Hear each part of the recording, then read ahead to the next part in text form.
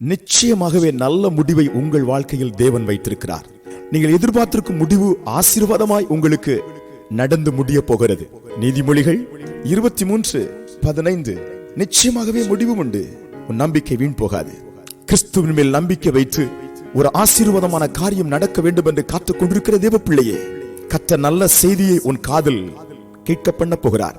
குடும்பத்தின் ரட்சிப்பா, சபையின் வளர்ச்சியா, கடினமான காரியங்களில் தேவன் தருகிற உன்னதமான பதிலா, இவைகளுக்காக நீங்கள் காத்துக் கொண்டிருக்கிறீர்களோ? கர்த்தர் தெளிவாய் சொல்கிறார், நிச்சயமாய் அது சமாதானமான முடிவாய் இருக்கும், அது ஆரோக்கியமான முடிவாய் இருக்கும், அது மேன்மையான முடிவாய் இருக்கும், பரவசப்பட்டு உள்ளம் அதிசயப்பட்டு பூரிக்கிற முடிவாய் இருக்கும்.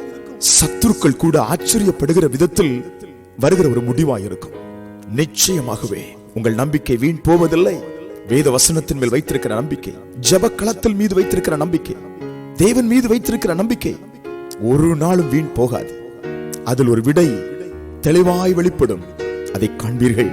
யோசேப்புக்கு நிச்சயமான பதிலை கொடுத்த தேவன், தாவீதுக்கு நிச்சயமான வரங்களை கொடுத்த தேவன், ஆபிரகாமுக்கு நிச்சயமான ஆசீர்வாதங்களை கொடுத்த தேவன், உங்களுக்கு இந்த நாளிலே உங்கள் நம்பிக்கையை கனப்படுத்தி நல்ல முடிவை, எதிர்பார்த்திருக்கும் முடிவை அருளி உங்களை ஆசீர்வதிப்பார். கலங்காதிருங்கள். ஜெபிப்போமா? எங்களுக்கு நல்ல முடிவை தருகிற எங்கள் அன்பின் ஆண்டவரே, இந்த காலை தியானத்தில் ஜெபத்தில் இணைந்திருக்கிற பிள்ளைகள் மேல நல்ல பதில் இறங்குவதற்காய் ஸ்தோத்திரம், நல்ல முடிவு வருவதற்காய் ஸ்தோத்திரம், இன்றைக்கு ஆசீர்வாதம் துவங்குவதற்காய் ஸ்தோத்திரம், இப்பொழுதே உங்களுடைய பிள்ளைகளுடைய உள்ளம் ஆறுதல் அடைவதற்காய் ஸ்தோத்திரம். இயேசுவின் நாமத்தில் ஆமென்.